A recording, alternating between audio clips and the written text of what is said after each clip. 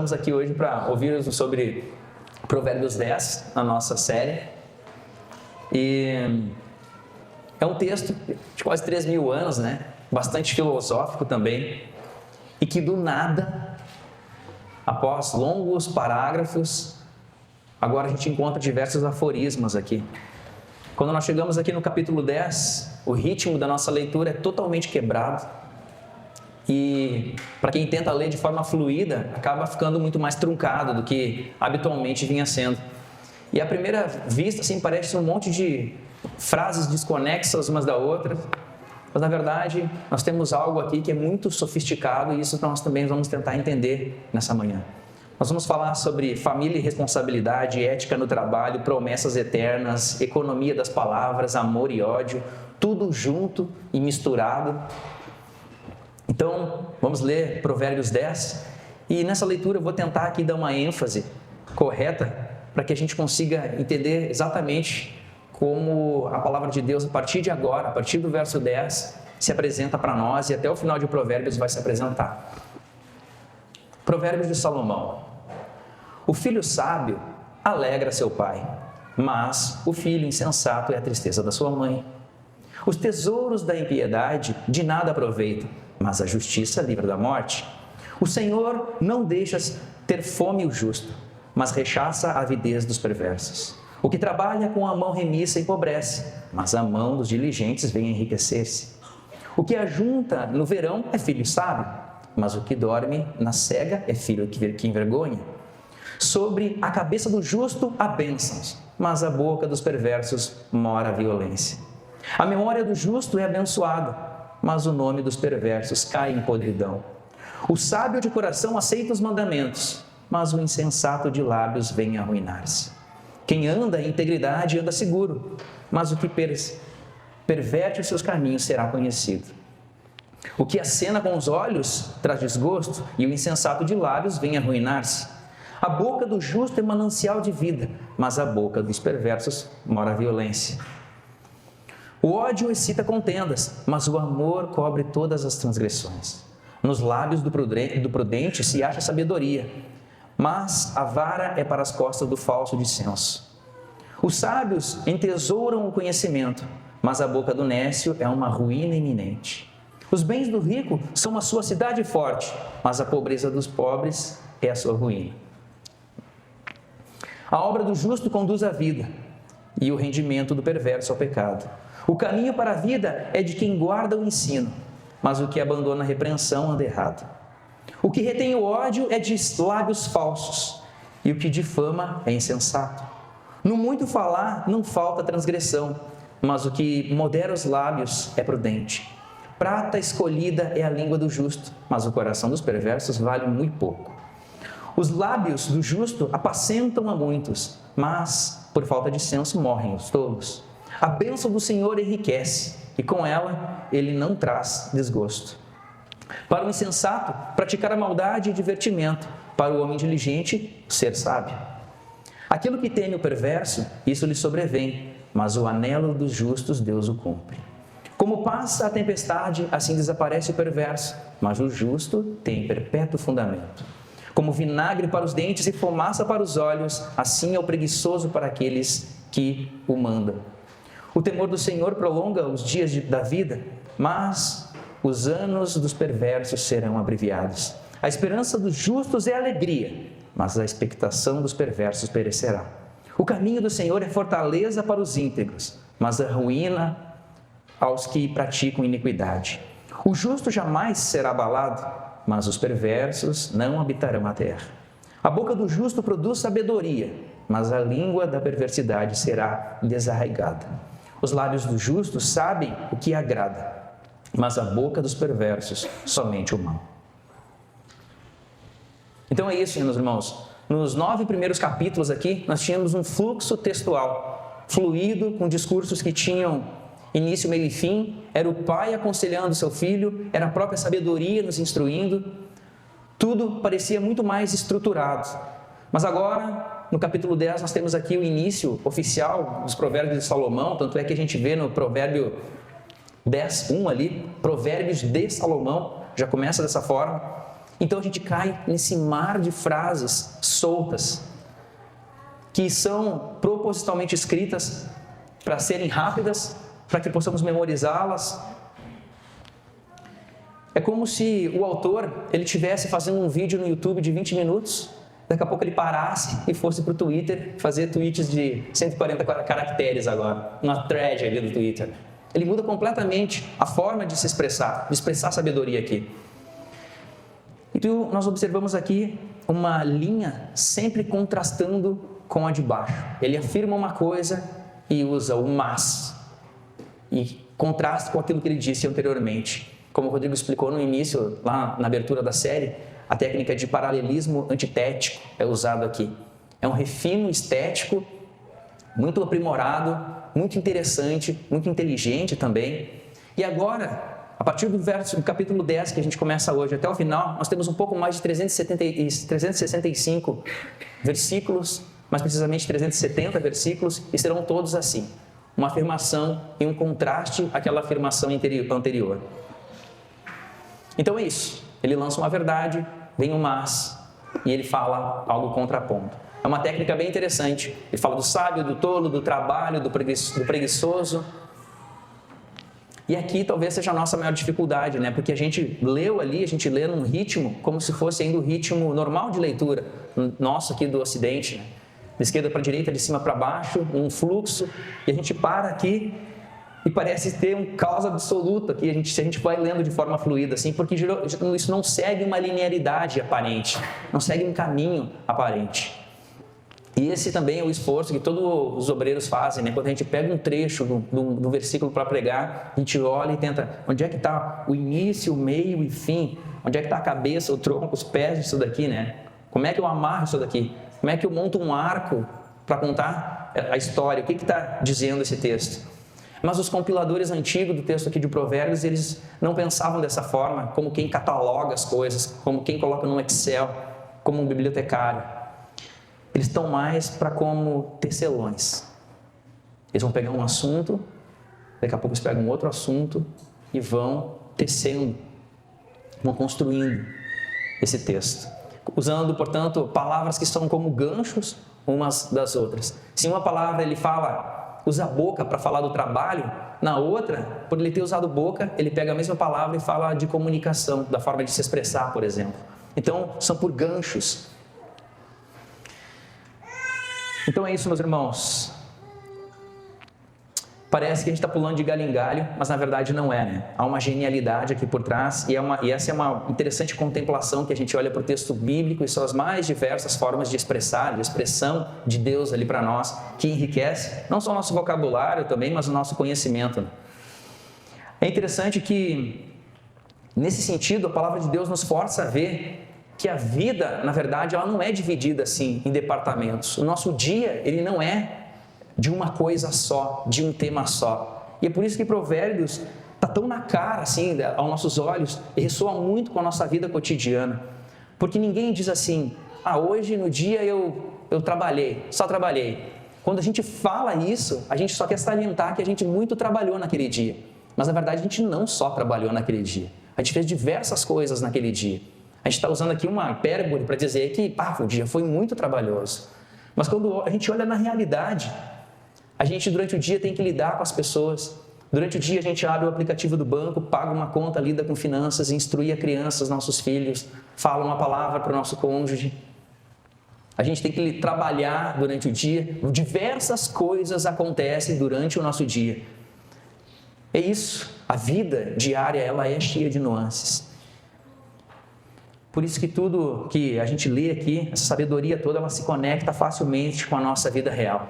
E talvez não, o primeiro fio que a gente puxa aqui, eu vou dar cor para esses fios, mas nessa grande tapeçaria que o tecelão está fazendo, ele puxa um primeiro fio, que é um choque de realidade, que dá o tom, o norte para entendermos todo o restante do capítulo 10 de Provérbios.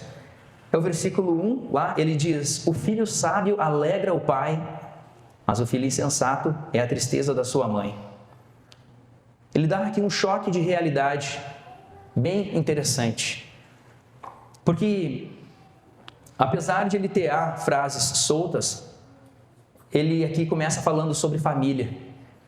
E o choque de realidade que ele traz aqui, a regra de ouro que ele traz aqui, é que as nossas atitudes, elas não são de uma escolha particular e de uma consequência particular. Como quem diz assim, o problema é meu se eu estou fazendo isso. Ele traz aqui, porque as pessoas lá fora repetem isso e dizem isso, o problema é meu se eu estou usando droga, o problema é meu se eu vou gastar meu dinheiro, o problema é meu se eu não vou fazer isso ou aquilo. Mas toda a santidade ou a falta de juízo, ela tem uma consequência e um impacto social. E ela vai afetar, a decisão nossa reverbera e ela vai afetar as pessoas à nossa volta. Nós estamos ligados por laços afetivos com amigos, com pessoas, e esse aqui é o ponto. Talvez fosse mais fácil se a gente fosse sozinho, mas a vida de repente seria um deserto também, muito sem graça. Então, o comportamento individual afeta o coletivo. Essa é a premissa. E também a premissa para a igreja enquanto coletivo. Quando um de nós comete algum problema, cai em pecado, isso afeta o coletivo. Essa é a ideia inicial. Por isso que ele vai depois falar de diversos outros temas, mas todos eles afetam o coletivo. Ele começa inicialmente falando sobre esse laço, de familiar. E essa é a razão porque muitos de nós pedem tantas orações também no PG, não tantas orações voltadas para o reino de Deus. É difícil a gente ouvir, eu gostaria que a igreja crescesse mais, eu quero pedir oração para que a igreja crescesse mais. Eu quero pedir oração para o nosso PG, que eu estou com grande expectativa. Eu quero que Deus fale comigo domingo, eu quero pedir oração por isso. Nós pedimos, eu peço oração por mim, porque eu peço oração pela minha mãe, pelo meu sobrinho, pelo meu tio, pela vizinha, porque o contexto nos afeta. Nós não estamos sozinhos nesse mundo. As pessoas que nós amamos, as pessoas tomam decisões e nós somos impactados por isso. E aí, falando em impacto social, talvez o que seja mais visível no nosso dia a dia aqui é o ganha-pão. E agora a gente pega um segundo fio, um fio azul, para falar de dinheiro e trabalho. E ele vai falar sobre a tensão que existe entre esses dois mundos, entre dinheiro e trabalho. E se de um lado parece aqui um incentivo ao capitalismo, ao trabalho desenfreado, como no verso 4 nós podemos ler, o que trabalha com a mão remissa empobrece, mas a mão dos diligentes vem a enriquecer-se. Trabalhar muito, trabalhe diligentemente e ganhar dinheiro com o seu trabalho. Tudo certo, mas não somente isso. Olha o contraste no verso 2. Os tesouros da impiedade de nada aproveitam, mas a justiça livra a morte. Então nós pegamos um outro fio vermelho aqui, que é o fio da moralidade, para cruzar com esse fio azul. Nós, na verdade, nem pegamos, nós estamos vendo o tecelão cruzando esses fios aqui. Porque trabalhar firme, trabalhar duro aqui não é a única regra que nós vemos. Ele não está dizendo para o trabalhador apenas trabalhe, mas ele está dizendo trabalhe de forma honesta, ganhe dinheiro de forma honesta. Não ganhe dinheiro com tigrinho, não ganhe dinheiro com bet, não ganhe dinheiro com o jogo do bicho. Trabalhe e ganhe dinheiro com isso. Cuide do seu dinheiro. Então, não devemos trabalhar e ganhar dinheiro a qualquer custo. Agora, olha o verso 2. Ele expõe essa realidade com a eternidade. Ele fala... Então, a ideia aqui é que toda riqueza só é validada se for um produto das escolhas honestas. O trabalho duro das nossas mãos não pode ser corrupto. Aquele que é corrupto e trabalha muito e se empenha muito para ganhar dinheiro de forma desonesta, na verdade ele tem uma enxada afiada ali que está cavando a sua própria cova moral. A gente vê muito isso com políticos que são corruptos, com gente que burla o sistema e passa os outros para trás e trapaceia. Deus não se agrada disso. E temos aqui um paradoxo entre o verso 4 e o verso 5. O verso 5 diz: mas o que dorme na cega é filho que envergonha.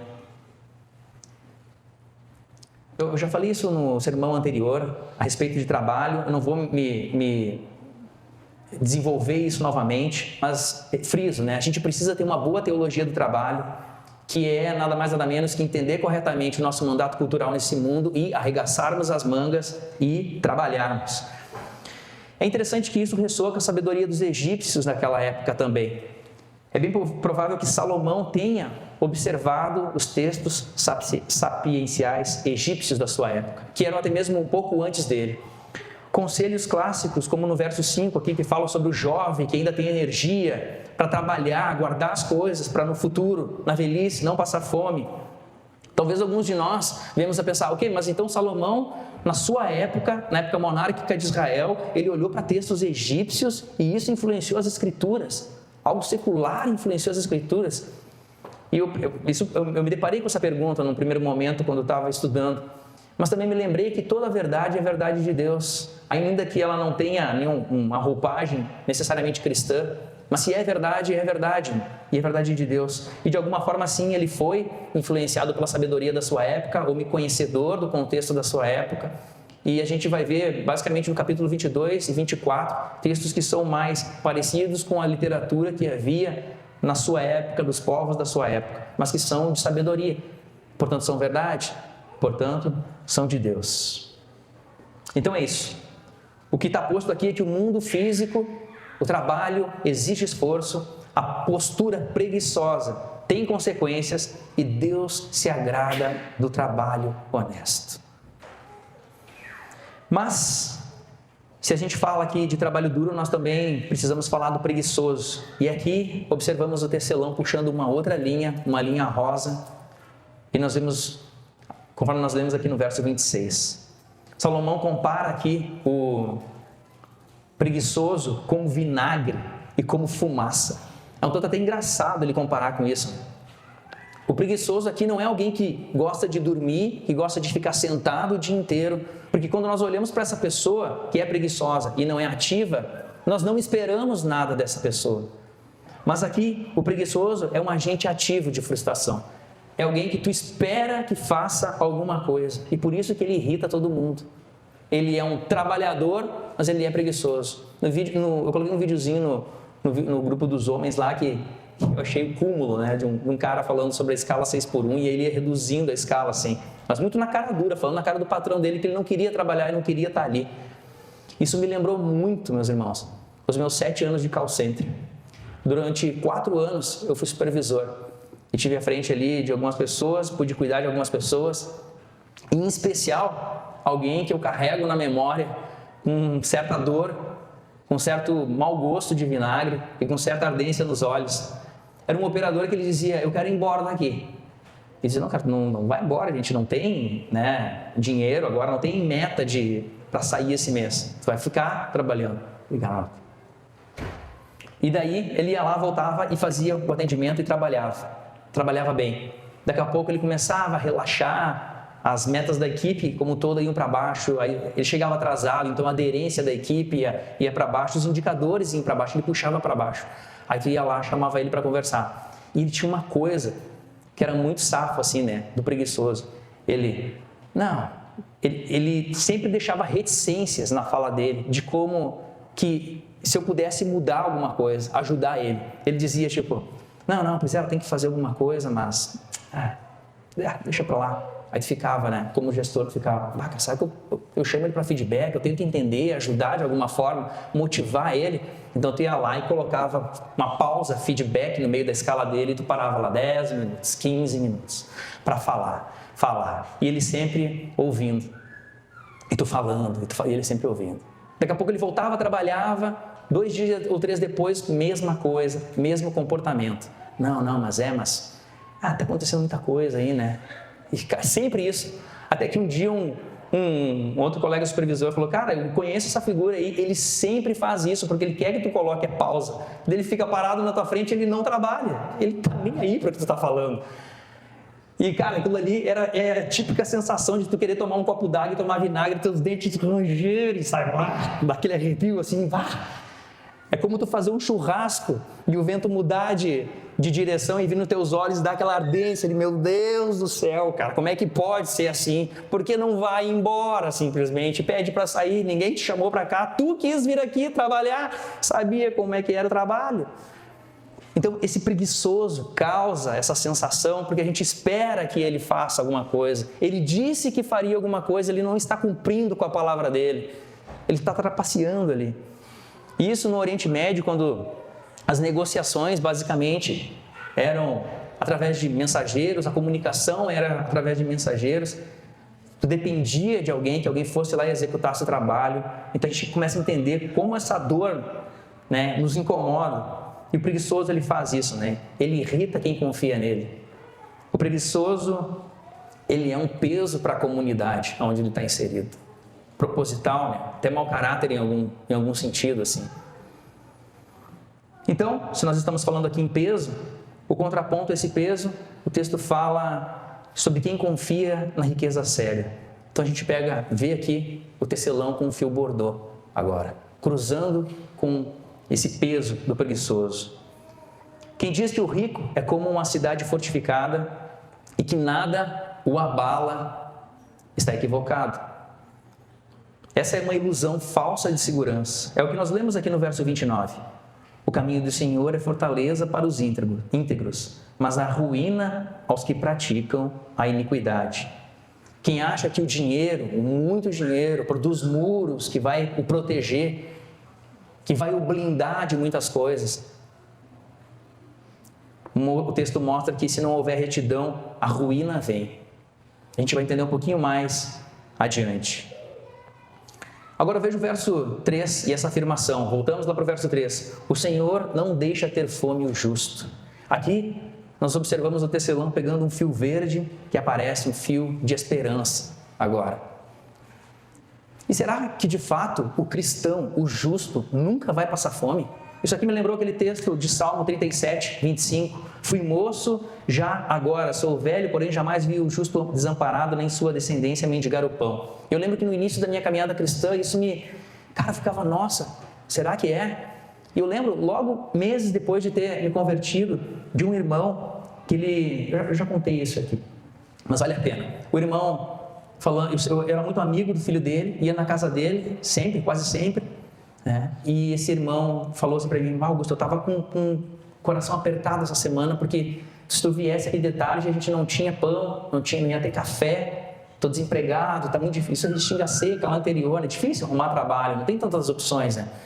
E ele falava assim, aí a aposentadoria da minha sogra não veio, atrasou, eles estavam passando por um perrengue muito grande.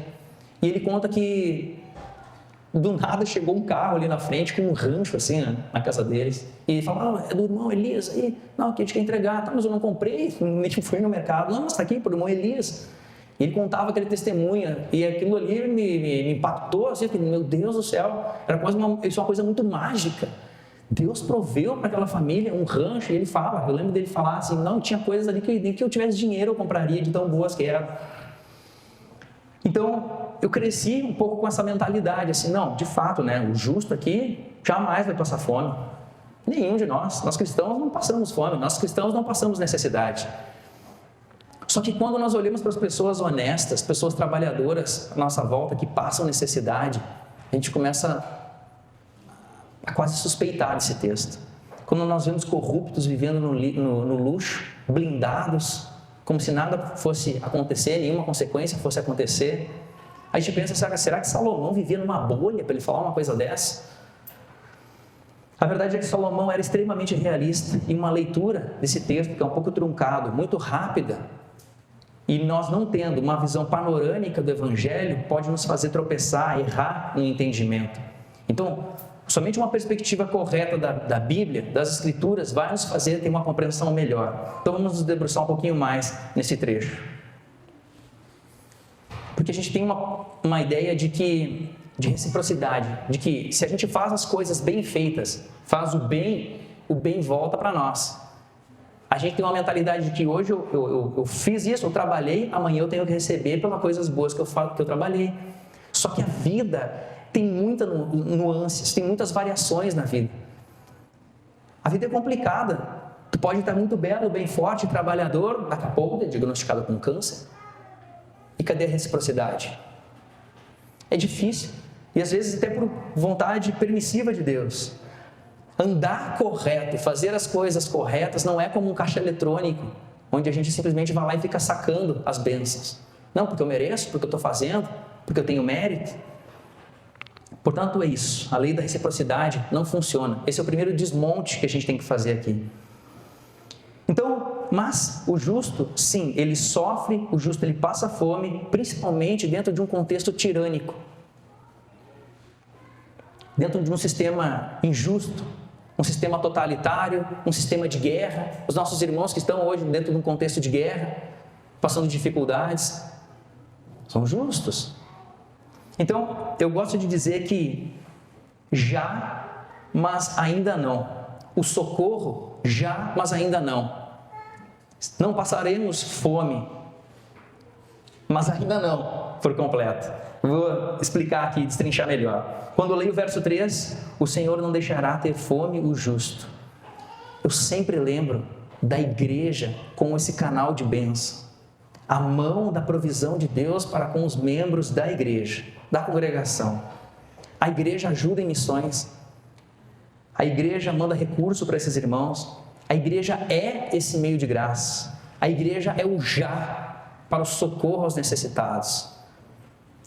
Imagine, meus irmãos, você, Fernanda, está de carro, para na sinaleira e tu vê um irmão aqui pedindo esmola na sinaleira. Cara, um irmão do botânico? Não, ele tá pedindo esmola. Veja que chocante que é isso, né? Chocante seria isso. Será que a gente não correria ou faria alguma coisa para tentar ajudar essa pessoa? Hein, Rafa? Cara, um irmão nosso passando necessidade, é isso? Por isso que eu digo que já, no sentido de que a igreja vai atuar como bênção em socorro daquela pessoa. E sempre quando eu vejo alguém assim nessa situação, a pergunta que me vem é: será que essa pessoa quer Jesus? Eu sempre pergunto isso. Cara, será que ele quer Jesus? No fim das contas, ele quer Jesus? Já aconteceu algumas vezes de alguém bater lá em casa pedindo alguma coisa. Aí tu olha lá em cima, lá, tá uma mãe lá, 2 crianças. Tu tem 1 quilo de feijão, 1 quilo de arroz. Aí tu, vou dizer que eu não tenho, eu tenho. Só que daí tu fica naquela assim, não, mas é o seguinte, eu não vou tirar 1 quilo de feijão da boca da Heloísa, da minha filha, de graça, para dar para ela, vai ouvir. Então, olha lá. Jesus morreu na cruz por ti, porque a igreja, porque o pecado. Cara, todas as vezes que isso aconteceu, de dar alguma coisa para alguém que fosse pedir, a pessoa, é verdade, obrigado, e ir embora. Tá certo que nunca ninguém voltou para dizer, não, aquela vez que tu falou, me conscientizou, Deus falou comigo. Eu não sei o que Deus está fazendo ou não, mas é sempre uma preocupação só em me dar logo isso aqui que eu tenho que ir na próxima casa. Não estou preocupado, eu não quero saber de Jesus. Eu nunca vi um imitador de Jesus Cristo pedindo coisas na rua, porque imitador de Jesus Cristo não faz isso. Jesus não fazia isso. Então, eu não consigo ver um cristão pedindo esmolas quando ele tem uma igreja para lhe socorrer, para lhe ajudar. A igreja é esse agente de transformação na vida das pessoas. Por isso que eu digo que já, mas ainda não. Mas muitos irmãos, infelizmente, muitos cristãos não vão encontrar paz nessa vida. Então ainda não no sentido de que um dia toda a fome deles, toda a dor deles, toda a necessidade deles será plenamente saciada. É já para aqueles que alcançamos, mas ainda não para muitos dos nossos irmãos espalhados no mundo todo. Enquanto isso, meus irmãos, nós como igreja, nós estamos atuando no mundo, na cidade de Porto Alegre, por meio das obras sociais, por meio do amor, da explanação do Evangelho, das oportunidades que nós temos de falar de Jesus para ser sal e luz no nosso meio. Ainda assim, meus irmãos, nós, apesar de todas essas nuances e problemas da vida, nós cremos num bom fim. O verso 30 diz, o justo jamais será abalado, mas os perversos, aqueles que trazem mazelas para o mundo, os perversos não habitarão a terra. O que ele quer dizer com isso? Isso é profético. Ele está colocando isso aqui à luz da eternidade, no novo céu, de uma nova terra. Ele está dizendo, essa gente perversa e má que a gente vê nos jornais, que causam tanto problema para a nossa nação, para o mundo, eles não habitarão a terra, eles serão varridos da terra. Então nós podemos entender que nesse texto, a riqueza acumulada pela maldade carrega a semente da própria destruição dessas pessoas. No fim da linha, lá no fim da linha, diante do trono branco, quando todos seremos julgados, o dinheiro sujo não sustentará o perverso. Os muros que ele levantou à sua volta não serão sustentados. Toda corrupção, toda maracutaia, todo conchavo, toda desgraça, todo abuso de poder não vai prevalecer. Cara, não vai prevalecer. Talvez eu devesse dizer isso com mais ênfase. Não vai prevalecer. A ira de Deus vai cair sobre a maldade do mundo. Não vai prevalecer. O Senhor, o Criador do universo, dos céus, da terra e do inferno, esse Deus vai julgar. Vai julgar com sua forte mão. E aí toda essa desesperança que a gente tem, quem me conhece sabe quantos politicamente eu sou desesperançoso. Eu nem voto. Vai acabar. Vai acabar. Toda essa desesperança vai acabar.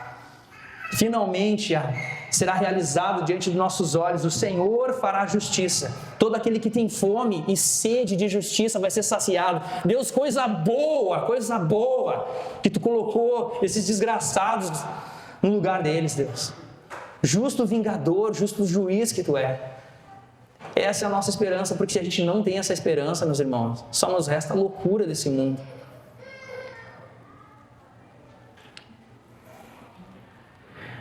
Então, no mundo, os maus sabem.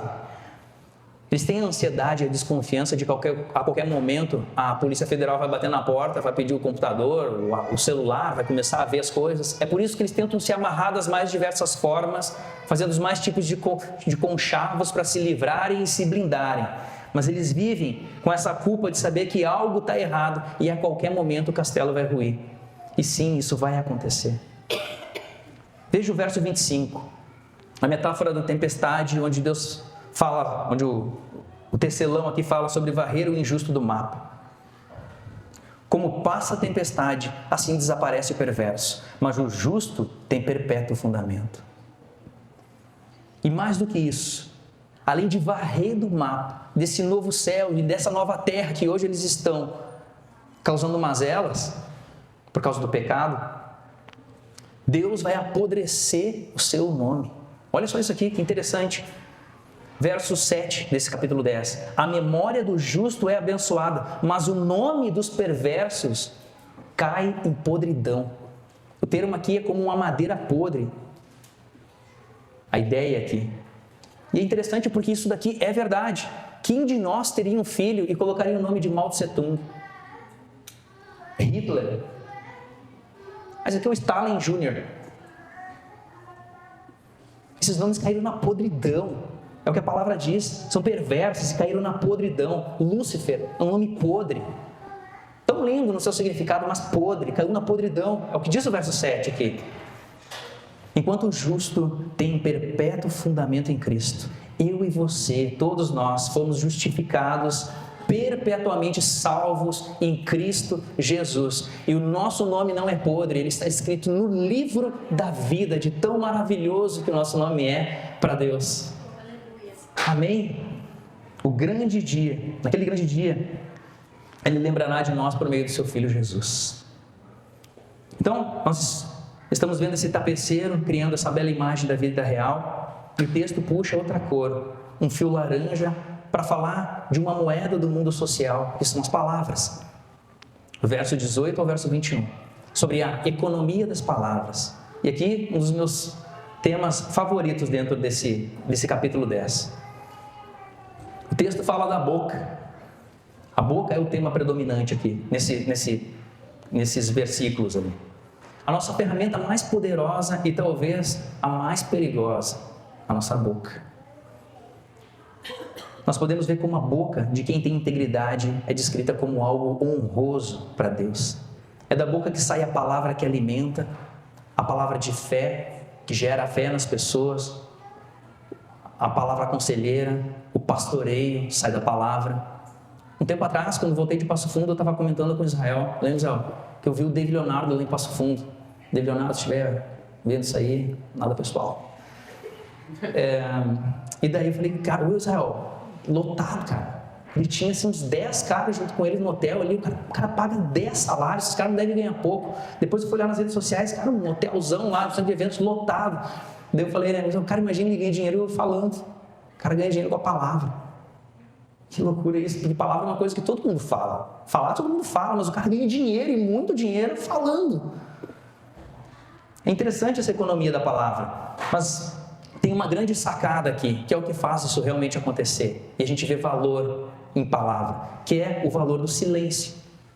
A palavra vale muito, porque o silêncio é muito poderoso. O freio da língua, olha lá no verso 19. O que modera os lábios é prudente. Isso lembra aquele texto conhecido de Tiago, né, sobre mais ouvir do que falar. Sabeis essas coisas, meus amados irmãos. Todo homem, pois, seja pronto para ouvir e tardio no falar, tardio para se irar. O texto fala no verso 19, no muito falar não falta transgressão. É a pessoa que se perde, fala pelos cotovelos e se perde. Daqui a pouco está falando uma coisa, fala outra, como diz o Tite, né? Fala muito, fala demais. Não aguento mais ouvir, fala muito. E se perde, o valor da sua palavra se perde, não tem escassez na sua palavra. Então, quanto mais ele fala, o risco de tropeçar é maior, de mentir é maior, de machucar alguém é maior. É como uma inflação econômica do mundo real. É como um governo, né, que fica imprimindo dinheiro e perde lastro, perde confiança aquilo ali. Tem demais, não é escasso. A moeda se desvaloriza. Por isso, as palavras de quem fala muito não causam apenas dor de cabeça, mas causam também desinteresse em nós.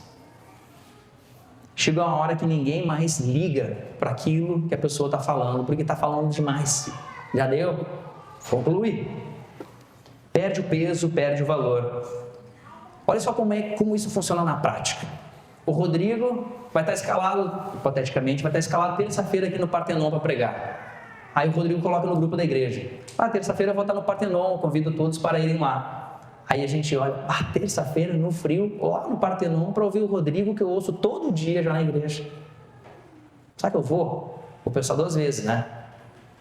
Mas daí vem o Jonas Madureira, vai estar pregando no Partenon na terça-feira. Conseguiram chegar e dizer, cara, vou ir. Vou ir lá ver o Jonas. Não importa, vou lá ver o Jonas. Porque para nós, Jonas falando é escasso. Rodrigo falando, nós temos ele sempre aqui junto da gente. Não é escasso. Veja, não estou entrando no mérito de bom ou ruim, estou falando de escassez. Talvez para o membro do Jonas, lá na igreja dele de São Paulo, o cara olha, Jonas terça-feira vai estar pregando aqui, não sei o que lá. Mas eu já ouço todo domingo o Jonas, né? Não vou ir vê-lo. Bom, é isso, a ideia é essa. Talvez quem conviva com ele não dê também o mesmo peso para ele, para a fala dele. Então o tapeceiro puxa outras 2 linhas para fazer uma nova trama aqui. Agora, um fio preto e um fio branco para falar de amor e ódio. Veja o verso 12. O ódio excita contendas, mas o amor cobre todas as transgressões. O texto diz que o ódio, a raiva, ele desperta conflito. Quando você sabe que tem alguém que tem alguma rusga, alguma mágoa, e tu vai lá e cutuca, porque tu quer ver briga. Eu não quero que aquilo fique no passado. Eu tenho ódio. Eu quero mais cutucar. Eu quero inflamar essa discussão. Eu quero ver o parquinho pegar fogo. Eu quero ver a inquisição. Enquanto o amor, segundo diz a palavra, cobre todas as transgressões. Só que é interessante, né? O amor cobre todas as transgressões. E a gente entende esse versículo muito errado. Muitas pessoas entendem errado, acho que não é o caso dos irmãos. Porque muitas pessoas veem o pecado, veem a maldade e dizem, não, mas o amor é maior. O amor cobre todas as transgressões. A mulher está lá, apanhando dentro de casa. Não, mas eu suporto, porque o amor é maior, cobre todas as transgressões. Tu está vendo o pecado, tu se cala, passa a mão na cabeça.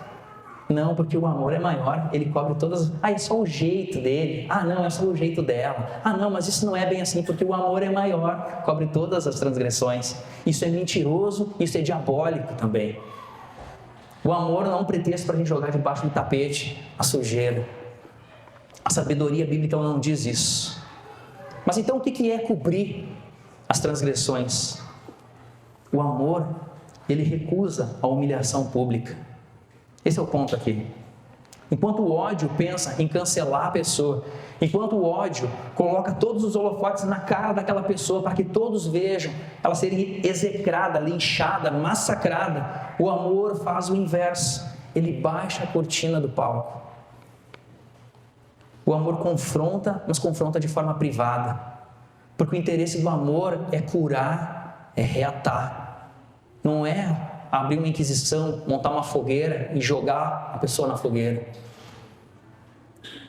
Por isso ele desliga os holofotes, baixa a cortina do circo dos horrores e vai lá tentar consertar as coisas.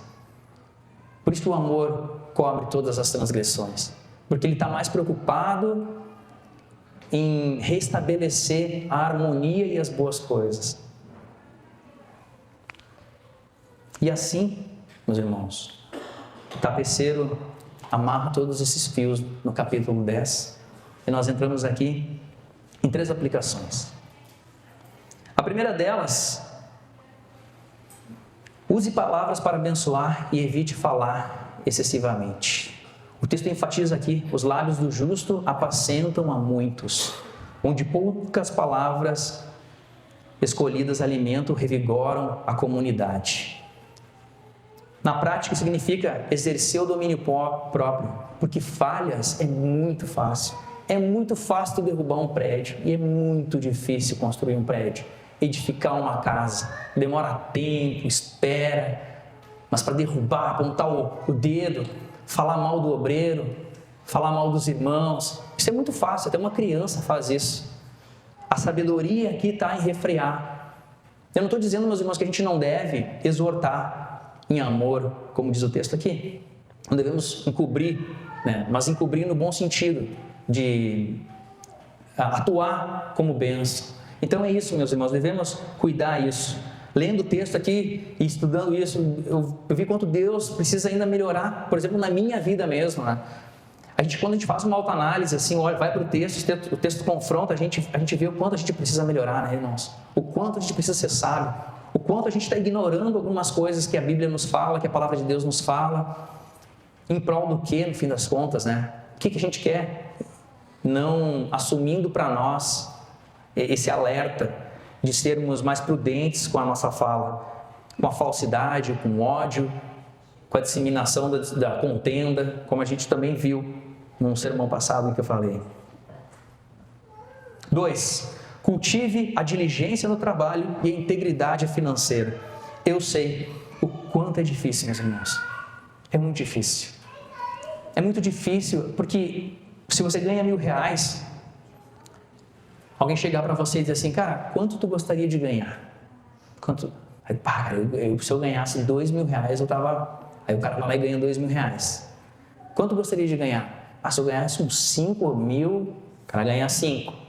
Quanto tu gostaria? 10. E assim vai, o cara quer 10, quer 15, o cara quer 15, quer 30, o cara quer 30, quer 50, o cara quer 50, quer... O problema não é o quanto se ganha, mas é o que a gente faz com esse dinheiro no fim das contas. Como a gente gera esse dinheiro. E muitas vezes, quando, como diz o gaúcho, né, aperta o bico do sapato, a coisa fica feia, a gente vê, Bete, não sei o que lá, o Vinícius Júnior. Vai lá, vem cá que tem todo um algoritmo aqui por trás para tu perder teu dinheiro. Vem cá. Gente, cara, então é isso, eu posso botar tanto dinheiro, eu ganho tanto. Então é isso, um aplicativo, eu vou ganhar R$100. Então é isso, sei lá, jogo do bicho, Mega Sena, seja lá o que for. A atratividade é tão grande, né? Mas é isso. Não há outro meio, né, meus irmãos? A gente tem que trabalhar. No fim das contas, trabalhar honesto e honrar com a nossa palavra. Se eu disse lá na empresa que é sim que eu vou ir trabalhar, que é sim que eu vou fazer esse trabalho, que é sim que eu vou chegar nesse horário, que é sim que eu vou exercer essas tarefas, então é sim. E o meu não vai ser não. Por último, tem muita coisa acontecendo nas entrelinhas desse grande tapete, né, meus irmãos? E tudo na nossa vida caminha para uma amarração final. E na terceira temporada da série Demolidor, que estava antigamente na Netflix, depois foi para Disney.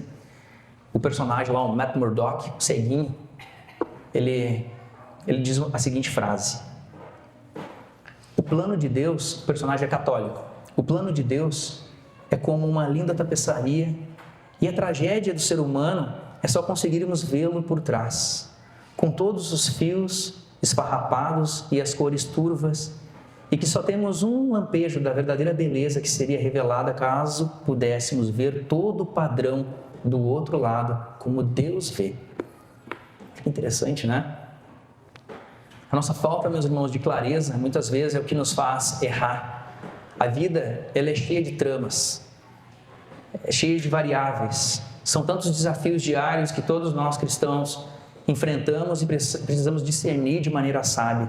Seja com a família, no cuidado com os filhos, com o cônjuge, no trabalho, com as nossas finanças, na igreja. Essa delícia da vida, né, de estar vivo, de ter que enfrentar todas essas coisas e lidar com todas essas coisas que Deus dá para nós, tantas responsabilidades, tantas oportunidades que Deus dá para nós. Que bom é isso, mas que sério que é isso, né?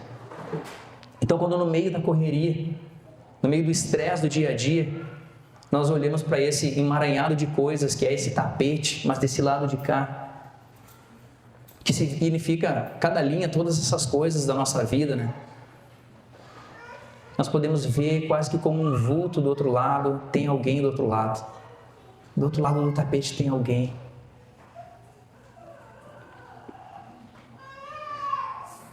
Muitas coisas acontecem na nossa vida, muitas mágoas acontecem na nossa vida, muitos problemas acontecem na nossa vida. As coisas muitas vezes não saem da forma como a gente gostaria de ver, mas às vezes a gente tira um tempo e olha para aquele tapete todo, para esse mundaréu de coisas que a gente tem para fazer, e a gente vê, tem um vulto lá do outro lado, tem alguém lá do outro lado. Ele está me acompanhando do outro lado do tapete o tempo inteiro. Eu sei que nós temos diversas coisas para amarrar, diversas pontas para amarrar diariamente. Nós temos diversos nós para desfazer na nossa vida também.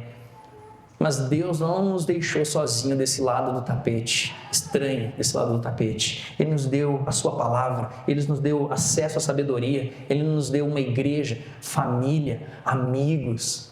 Ele nos deu o Espírito Santo, nosso fiel amigo, consolador, que nos ajuda a discernir todas as coisas.